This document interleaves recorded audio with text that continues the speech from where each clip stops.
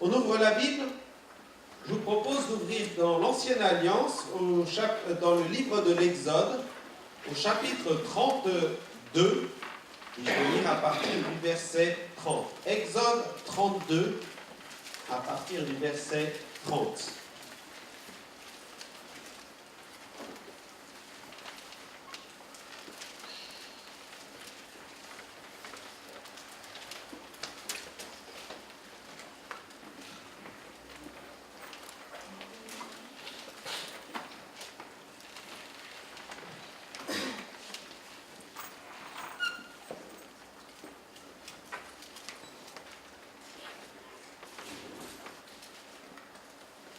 Le lendemain, c'est donc le lendemain du moment où Moïse redescend de la montagne, voit le veau d'or, voit ce peuple qui va idolâtrer et fabriquer une idole, pendant que lui est durant 40 jours avec le Seigneur pour recevoir les commandements.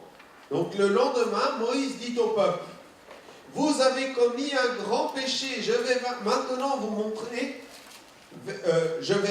maintenant monter vers l'Éternel, j'obtiendrai peut-être le pardon de vos péchés. »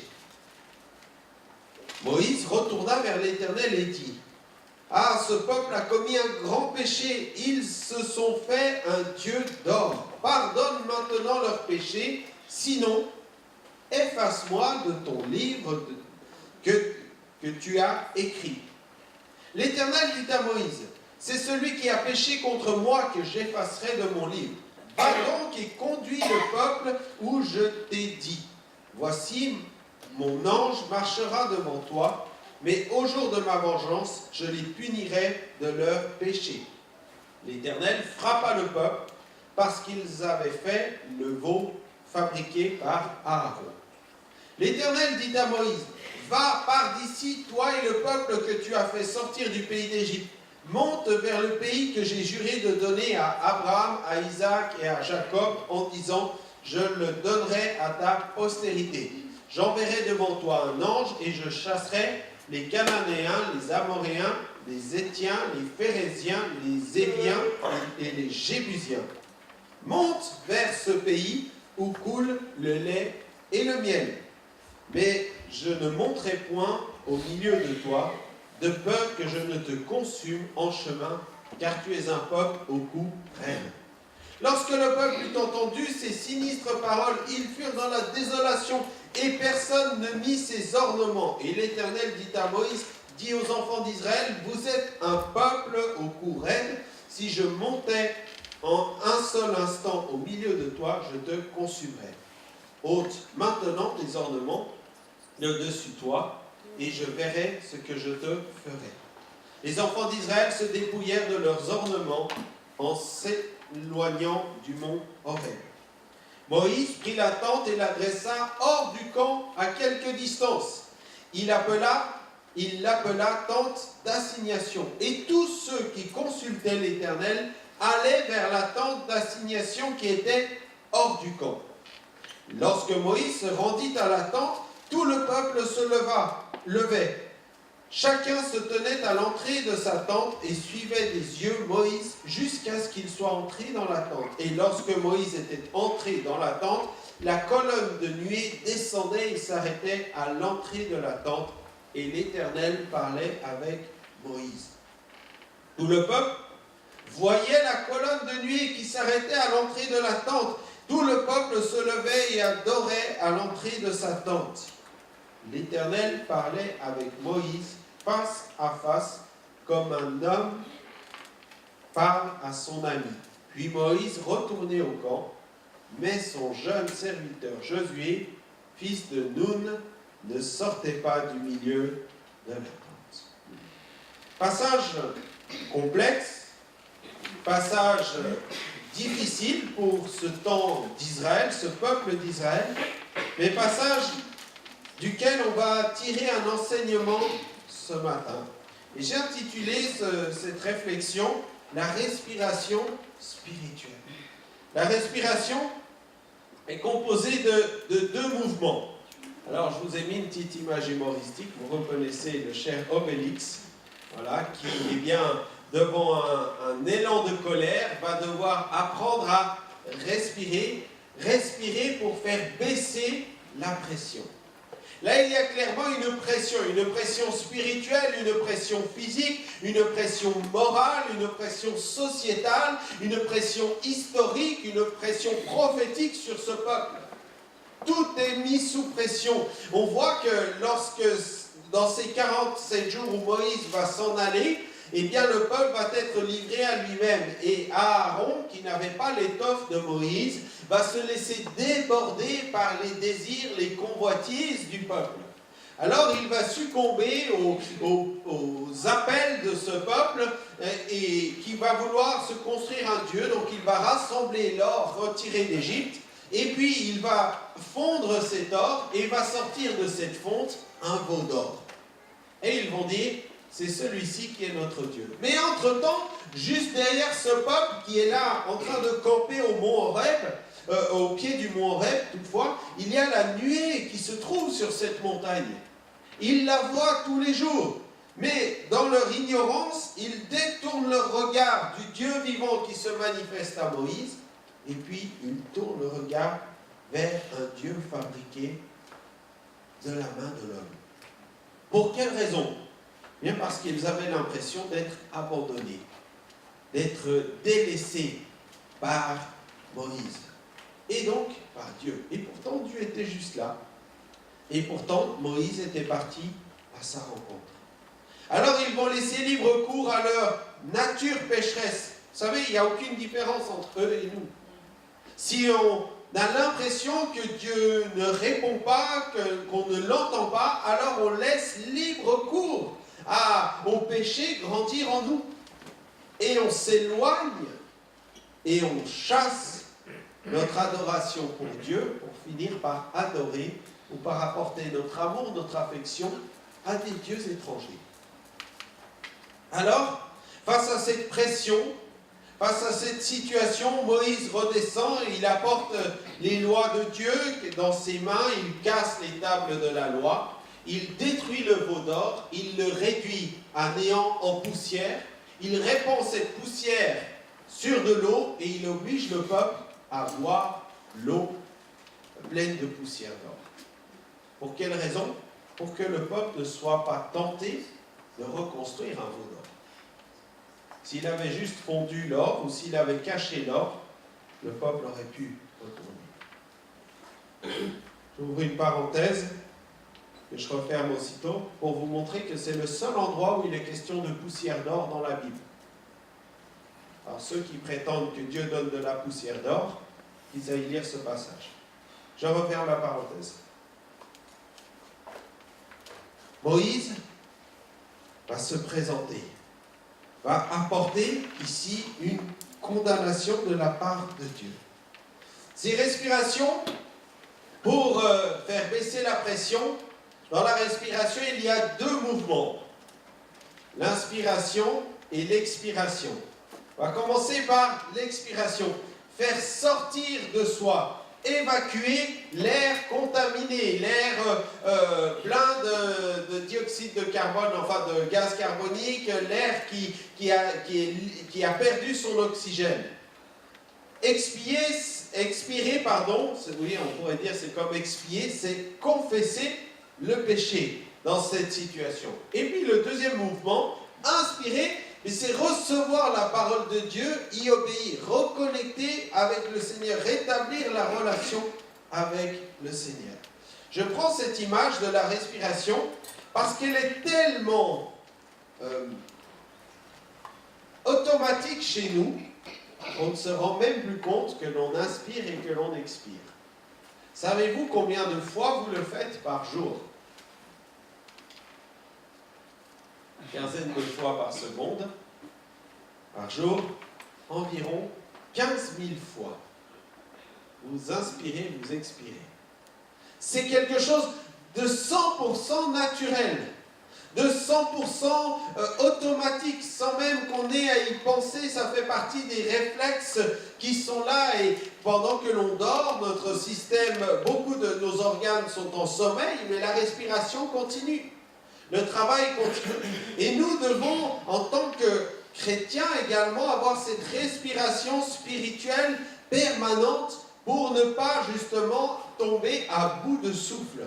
Perdre le souffle et perdre la dynamique. Cette expiration, elle passe par ces deux phrases. Expirer, confesser les péchés. Inspirer, recevoir le pardon, la parole, le secours de Dieu. L'expiration. Expiration, c'est confesser les péchés, on l'a vu. Au verset 30, Moïse juge et dénonce le péché de ce peuple. Vous avez commis un grand péché. C'est la réalité. Il ne dit pas vous êtes tous des pécheurs. Il dit vous avez commis un grand péché. Dans son jugement, il ne juge pas les individus, il juge l'action de ces individus.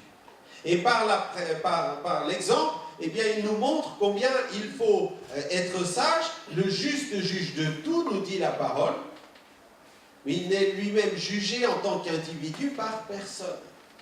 Juger de tout. Juger si c'est bon, si c'est pas bon. Juger si c'est juste, si c'est pas juste. Juger si c'est vrai ou si c'est le mensonge. Juger si c'est mal ou si c'est bien. Et dans ces temps de confusion, on appelle le mal bien et le bien mal. Mais l'Église et la parole de Dieu est là pour nous dire ce qui est bien et ce qui est mal, ce qui est bon, ce qui est mauvais. Ce qui est saint et ce qui est malsain ou impur. Moïse juge. Moïse apporte ici une sanction. Et cette sanction, elle est lourde. Vous avez commis un grand péché. Et devant ce grand péché, lui qui avait l'habitude de juger le peuple et les infractions du peuple au fur et à mesure pour essayer de dissocier dans ce peuple les différents, de régler les différends, là il est dans une telle situation que le seul recours qu'il a, c'est de dire je vais maintenant monter vers l'Éternel, j'obtiendrai peut-être le pardon de vos péchés. C'est au-dessus de mes forces. Et je ne peux rien faire pour vous, mais ce que je vais faire, c'est intercéder auprès de Dieu. L'intercession auprès de Dieu. Il se présente. Et il présente la situation. La prière est toujours le recours. Le recours passe à n'importe quelle situation, celle qu'on peut maîtriser, mais également celle qui nous dépasse. Seigneur, donne-nous ta sagesse face à ces situations. Et puis devant Dieu, c'est surprenant parce qu'ils seront responsables en partie de ce péché. Et il est prêt en tout cas à en payer le prix pour le peuple. Responsable parce qu'il se rend bien compte que quelque part il a délaissé le peuple pour s'approcher de Dieu. Mais ayant délaissé le peuple, eh bien, quelque part, il se sent responsable. Je ne dis pas qu'il est responsable, je dis qu'il se sent responsable. Un petit peu comme si vos enfants font des bêtises à l'école, vous vous sentez quelque part responsable de leurs bêtises. Du moins, je l'espère, un petit peu. Même si vous n'étiez pas là sur l'instant, même si ce n'est pas vous qui avez dit à votre enfant, faites ça. Mais toutefois, il y a comme une répercussion, comme un questionnement. Alors, Moïse, il se présente devant Dieu, son cœur est contrit, et là il va dire, efface-moi de ton livre que tu as écrit, si tu ne pardonnes pas leurs péchés. C'est-à-dire, je suis prêt à mourir pour eux. Je suis prêt à perdre ce salut si tu ne leur pardonnes pas. Je suis prêt à payer la dette. Bien sûr, Moïse, dans cette action, est un type, une préfiguration de Christ. Et on reconnaît là l'œuvre messianique qui plus tard va avoir lieu au travers de Jésus, qui lui-même va se présenter à Dieu, payant à notre place la rançon de notre péché. On l'a chanté. Mais Dieu manifeste son équité. Au verset 23, il va dire, c'est celui qui a péché contre moi que j'effacerai de mon livre. Chacun responsable de ses propres actes. Alors, la sanction, elle tombe au verset 34. Dieu se retire et envoie son ange. Il lui dit, je me retire de ce peuple. Je vais vous conduire parce qu'il est fidèle à sa promesse, mais c'est mon ange qui va marcher devant toi. Moi, en tant que Dieu, je me retire de ce peuple. Et puis, au jour de la vengeance, je punirai de leurs péchés. C'est terrible, cette sanction de la part de Dieu. C'est terrible, cette situation. Et le verset 34, la fin du verset 34 nous dit même que Dieu va frapper le peuple. Et de quelle manière? Dans Exode 32, on a déjà un début d'explication. On lit ceci, le chapitre 32, juste avant. Moïse vit que le peuple était livré au désordre et qu'Aaron l'avait laissé dans ce désordre exposé à l'opprobre parmi ses ennemis. C'est-à-dire que ce n'est pas le lendemain du départ de Moïse qu'ils ont décidé de faire un mot d'ordre. Mais c'est un processus dans lequel ils se sont laissés entraîner progressivement. Leur cœur a été gagné. A été gagné à quoi? Eh bien, à l'opprobre des ennemis, à la situation des ennemis, à l'exemple des ennemis. Et c'est parce qu'ils n'avaient plus leur relation avec Dieu que la relation avec le monde a pu impacter leur cœur au point même de se fabriquer un Dieu. Ça paraît surprenant, un tel revirement en si peu de temps, mais on a combien d'exemples dans la parole de Dieu? Judas n'a-t-il pas aussi changé de position? Et combien dans le Nouveau Testament ont changé de position quant à leur foi, quant à leur engagement, se sont laissés corrompre par l'ennemi du dehors. Et Dieu frappe le peuple en continuant à laisser l'ennemi frapper ses vies jusqu'à ce qu'ils reviennent de tout leur cœur. Il y a des situations, mes frères et sœurs, où c'est inévitable que le mur, ces personnes se prennent un mur. On peut les avertir, on peut leur dire attention, on peut leur dire ne fais pas ça, on peut leur conseiller beaucoup de choses, on peut prier beaucoup de temps avec elles, mais c'est inévitable qu'elles se prennent le mur. Parce que si on n'est pas capable d'apprendre avant, autrement, Dieu permet qu'on se prenne des murs. Et Israël, et le peuple ici, va se prendre un mur. Dieu s'en va. Dieu s'en va. Il laisse son ange parce qu'il est fidèle à sa promesse, mais il s'en va. Et c'est ce qu'on lit au verset 35, voilà, qu'il laisse son ange, mais qu'il s'en va. Verset 1er nous dit que justement, l'Éternel rappelle cette promesse à Moïse, pars jusqu'au pays que je t'ai promis. Et puis, dans cette action, verset 3 nous confirme qu'il se retire du peuple, on l'a vu. Et puis, du verset 4 au verset 6, le peuple est dans une désolation et il se dépouille, il s'humilie. Dans ce passage, on voit une réaction qui a été la bonne réaction du peuple. Il aurait pu se rebeller contre Dieu, il aurait pu dire face à ces promesses de Dieu qui se retire, oh là là, mais je vous avais dit que ce n'était pas un bon Dieu à suivre, regardez, il s'en va, il nous abandonne. Où est Dieu dans cette affaire? Pourquoi il ne nous secourt pas? Ils auraient pu continuer à lever le poing contre Dieu. Mais déjà le peuple a senti au travers de Moïse, mais au travers de ce que Moïse annonce de la part de Dieu, qu'il y a quelque chose de très grave qui s'est passé. Et l'attitude est la bonne. Ils enlèvent leurs ornements, ils enlèvent leur superbe, et ils s'approchent avec un cœur repentant. Toutefois, Dieu ne revient pas encore dans le peuple. Il laisse un temps. On a plusieurs passages dans l'Écriture qui nous parlent de cette situation. 2 Samuel 2,30, c'est pourquoi voici ce que dit l'Éternel, le Dieu d'Israël. Je vais déclarer que ta maison et la maison de ton père marchaient devant moi à perpétuité. Et maintenant, dit l'Éternel, loin de moi, car j'honore celui qui m'honore, mais ceux qui me méprisent seront méprisés. Jérémie 18, 7. Soudain je parle sur une nation, sur un royaume, d'arracher, d'abattre et de détruire.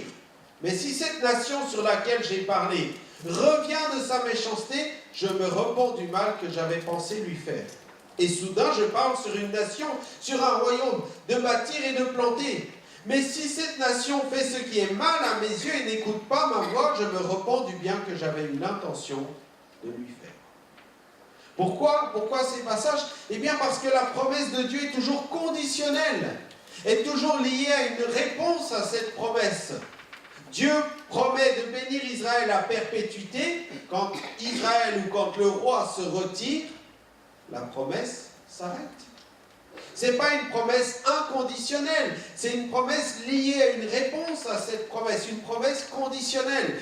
Dieu dit à cette nation, elle va être arrachée, abattue et détruite.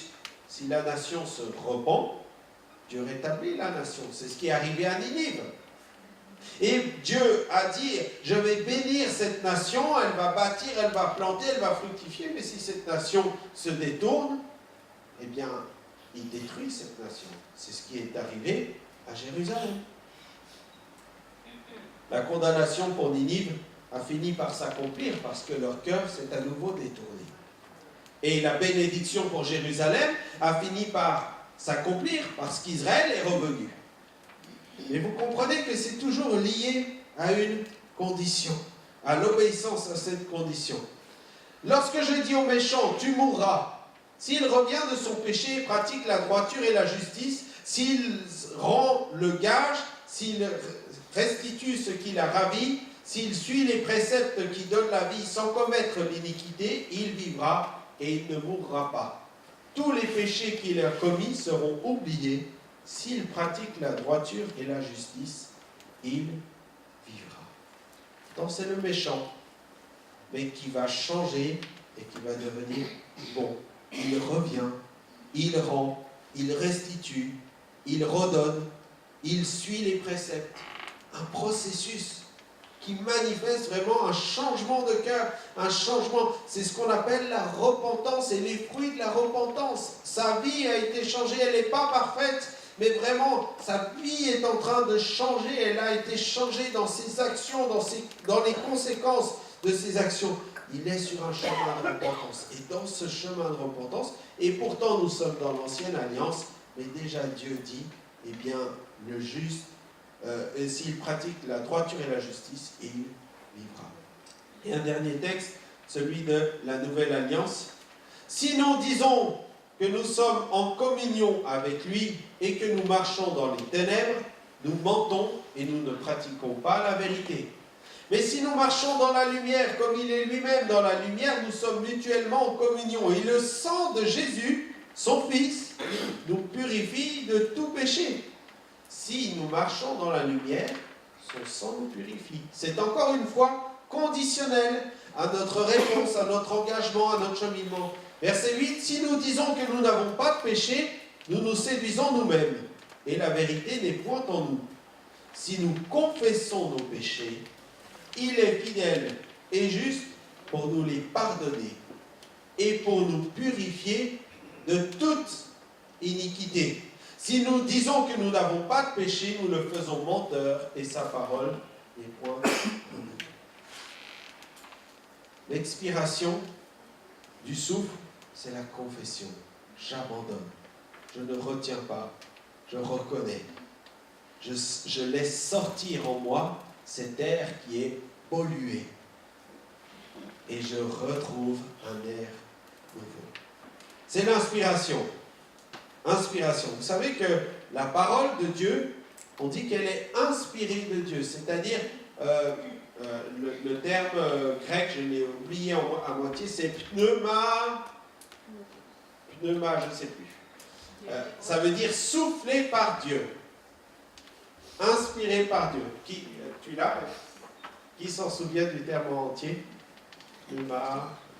Bon, excusez-moi, ça me reviendra. Voilà.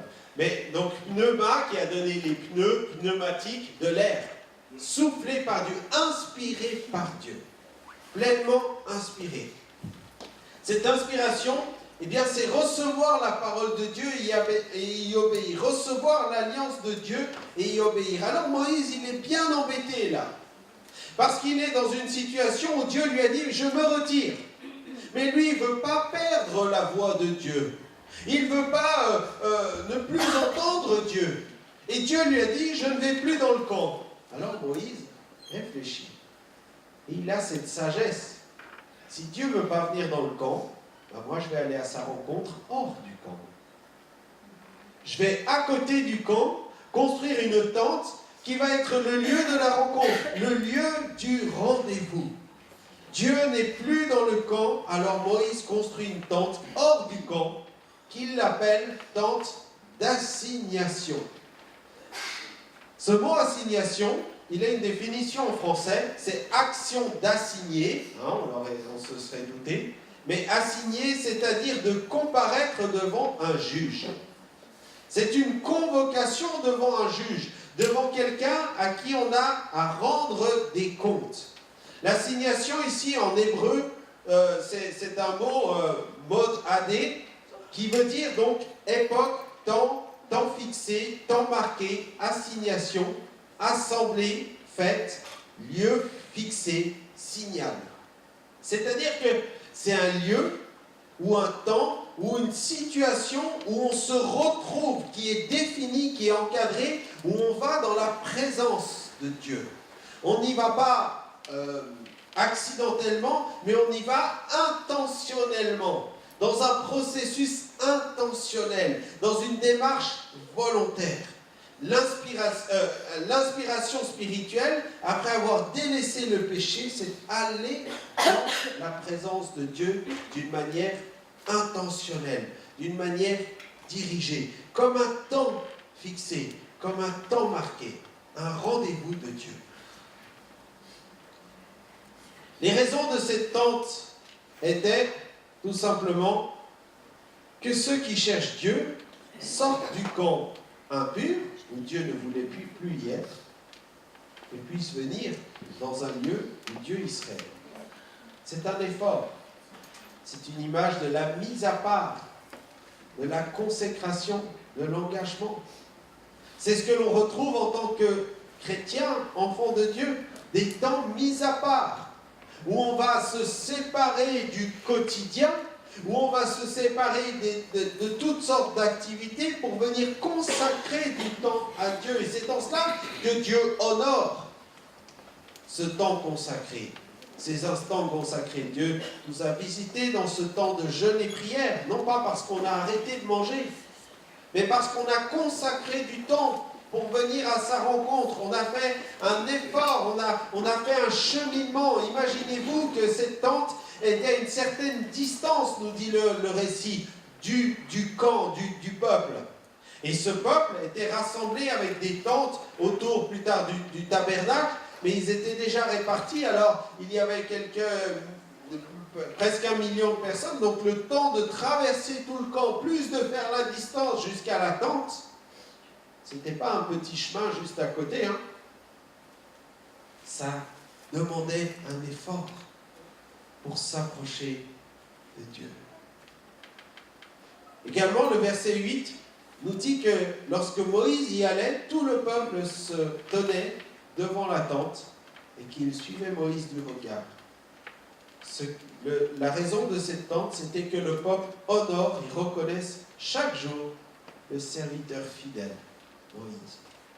Parce que s'ils avaient rompu leur alliance avec Dieu, ils avaient aussi rompu l'alliance avec Moïse. Ils avaient enlevé quelque part le leadership de Moïse pour placer un leadership dans un veau en or. Et là, Dieu redonne à Moïse sa place, son mandat.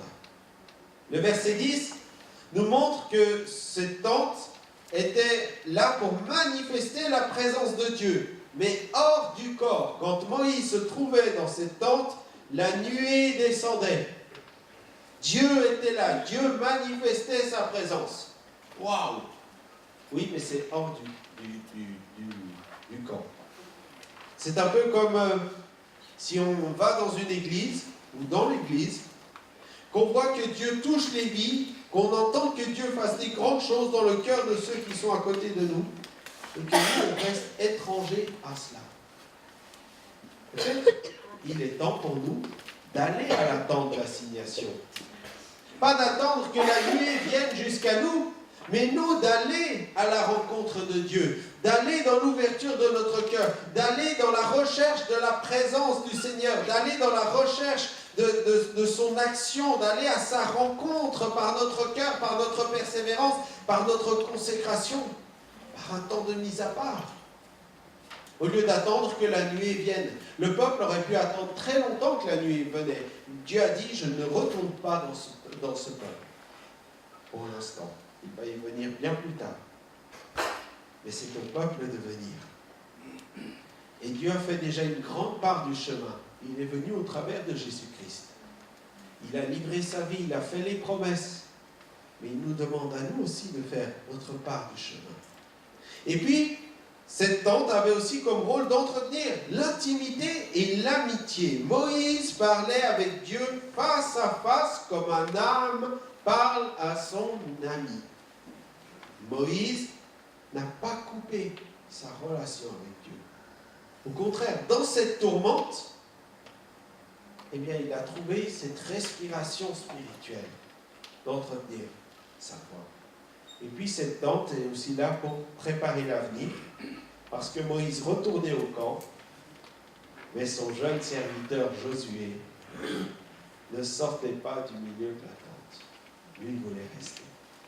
Et on sait combien Josué va être celui qui va prendre la suite. Quel défi va être devant lui. Et on sait pourtant que dans son cœur, il y a une intégrité, il y a un engagement. Alors cette tente, elle représente symboliquement l'Église. Église qui signifie littéralement ecclésia, donc convoqué, appelé hors d'eux, qui manifeste physiquement la triunité de Dieu.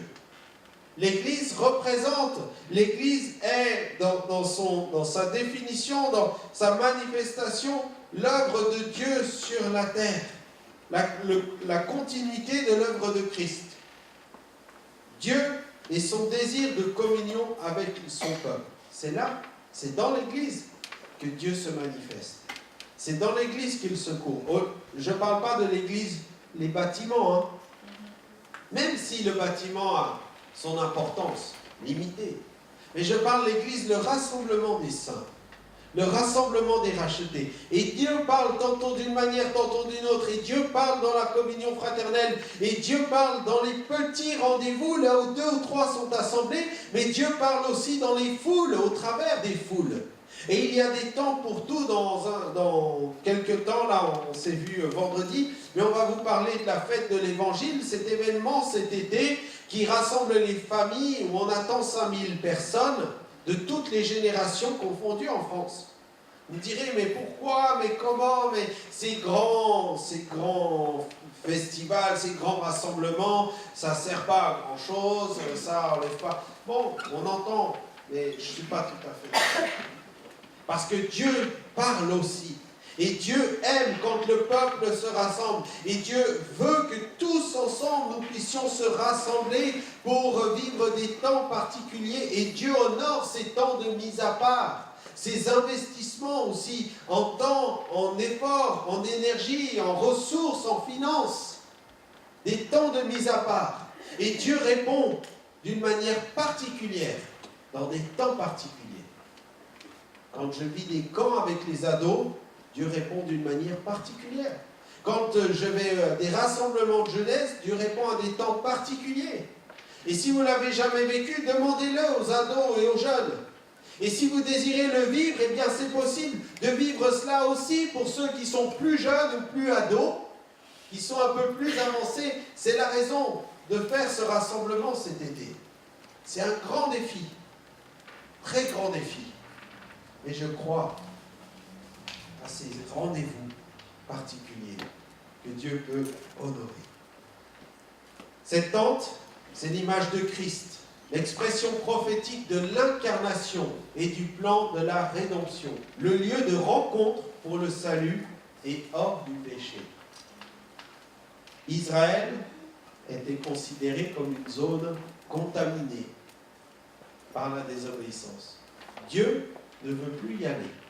Alors Moïse fait là un lieu très simple.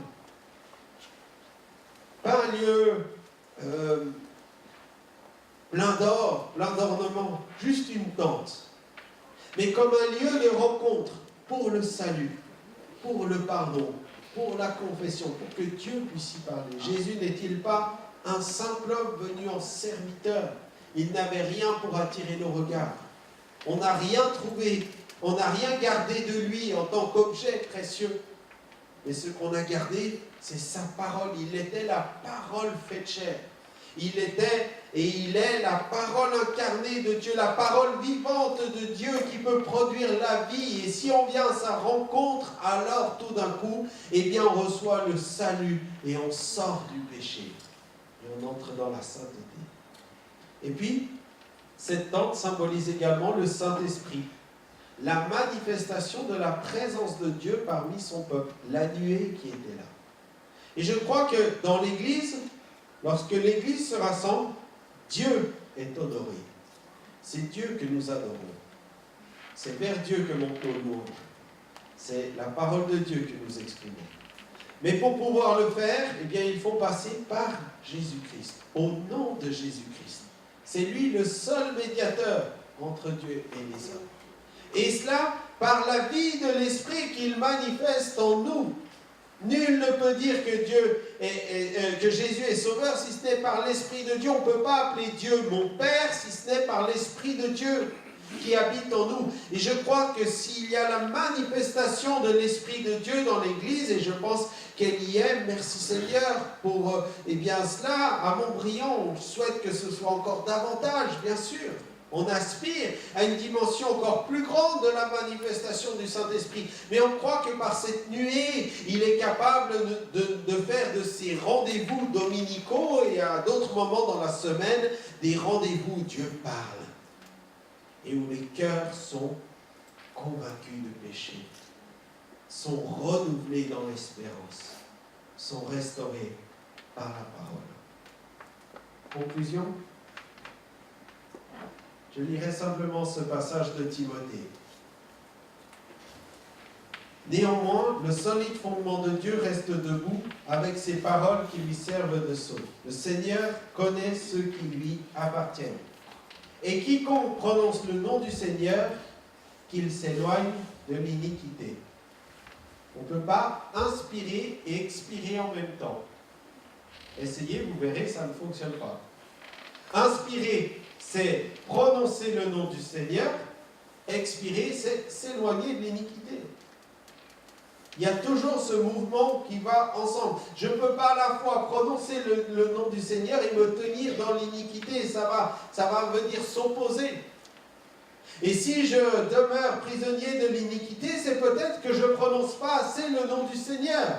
Que je ne me positionne pas assez pour le nom du Seigneur dans mon iniquité. Que je ne cherche pas à prononcer suffisamment, à me tenir suffisamment en Jésus. Fais grandir le souffle de la prononciation du nom de Jésus dans ta vie, dans ton cœur, sur tes problèmes, dans les situations. Et tu verras, l'iniquité va s'en aller. Dans une grande maison, verset 20, il n'y a pas seulement des vases d'or et d'argent, mais il y a aussi de bois et de terre. Les uns sont des vases d'honneur et les autres sont des vases d'un usage vil. Si donc quelqu'un se conserve pur en s'abstenant de ces choses, il sera un vase d'honneur, sanctifié, utile à son maître, propre à toute bonne œuvre. Fuis les passions de la jeunesse et recherche la justice, la foi, la charité, la paix, avec ceux qui invoquent le Seigneur d'un cœur pur. Là, on voit encore le double mouvement. Fuis les passions, fuis ce qui t'environne, fuis ce qui te tient dans l'esclavage, et recherche la justice, la foi, la charité, ou l'amour, la paix, avec ceux qui invoquent le Seigneur d'un cœur pur. Mon frère, ma sœur, n'oublie pas que Dieu, dans son amour, est venu jusqu'à nous. N'oublie pas qu'il y a cette tente du rendez-vous qui est là. Des rendez-vous organisés dans l'Église, et des rendez-vous personnels, là où vous êtes, en votre maison, des rendez-vous avec la parole, des rendez-vous avec la prière, des rendez-vous avec la louange, des rendez-vous de ressourcement, des rendez-vous de bienveillance de Dieu à votre égard. Et même si Dieu s'éloigne de ce monde, n'est pas dans ce monde, même s'il est au-dessus du monde, mais n'est pas présentement comme s'il s'était éloigné un petit peu de ce peuple, eh bien il est là où on va le chercher, là où on va le rencontrer. Et Dieu n'a pourtant pas abandonné Israël. Et tard il va redevenir le Dieu d'Israël. Ils vont construire le tabernacle. Ils vont inaugurer ce lieu. Ça n'est plus la petite tente, mais c'est devenu le temple de Dieu. Un temple transportable, mais un temple dans lequel la présence de Dieu va descendre et va remplir ce lieu, et va remplir ces tentes de sa présence. Et Israël va pouvoir venir et offrir des sacrifices pour le pardon des péchés. Puis plus tard, ça va être le temple à Jérusalem, et Dieu va encore être présent. Et puis plus tard, par Jésus-Christ, Dieu est présent. Et pour Israël aussi, et encore, il est présent, ainsi que pour nous. N'oublie pas l'amour de Dieu à ton égard, ce lieu du rendez-vous. Seigneur, je veux croire que tu donnes le souffle de vie. Ce souffle de vie, il passe par une expiration et une inspiration. L'expiration du péché, la confession, l'abandon, la repentance, le pardon, mais l'inspiration de ta grâce, l'inspiration de ton souffle, l'inspiration de ton esprit qui vitalise notre vie. Seigneur, il y a ta grâce et ta miséricorde. Seigneur, tu ne nous donnes pas ce que méritaient nos crimes, et tu nous donnes ce que nous ne méritions pas. Seigneur, il y a ces deux aspects dans ton action salvatrice, dans ton action secourable. Et Seigneur, je veux te demander ce matin de donner à chacun d'entre nous ce souffle d'en haut, ce souffle qui purifie et ce souffle qui restaure et qui donne la vie.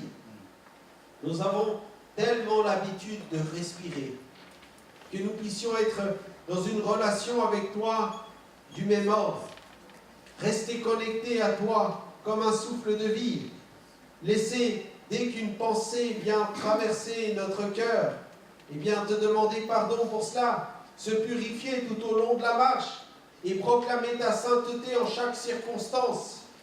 Tu nous demandes de prier en tout temps, eh bien, il y a une des réponses qui se trouve là, Seigneur Jésus, c'est de te placer premier en tout temps, de proclamer la Seigneurie de Jésus en tout temps, l'autorité de la parole, les promesses de la parole de Dieu en tout temps, afin que le péché s'éloigne de nous et que l'air pur de ta parole, l'air saint, puisse renouveler et nous donner les forces à tout notre être tout entier. Seigneur, on a besoin d'oxygène. 3 minutes sans oxygène et on est mort.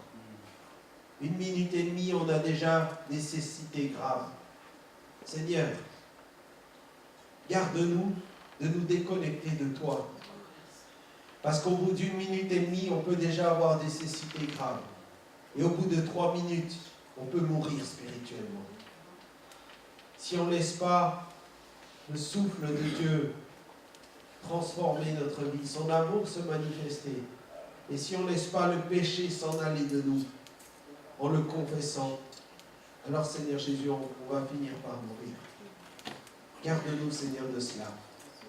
Et que, Seigneur, par ta parole, on puisse insuffler la vie à d'autres qui sont peut-être en train de mourir, en disant, mais reprends ton souffle, reprends, viens à la croix, reviens à Jésus, abandonne ton péché, abandonne ce qui va te tuer, et viens à Jésus, pour qu'il te purifie dans ton être tout entier. Merci Seigneur, parce qu'il y a un lieu de rendez-vous encore. Dans ce monde qui se perd, il y a des lieux de rendez-vous. Et tu te rencontres Et on peut te rencontrer, quel que soit le lieu où l'on est. Si on ouvre son cœur, par ton esprit, tu es là, tu peux y répondre. Béni soit ton nom ce matin. Bénis mes frères et sœurs. Au nom de Jésus. Amen.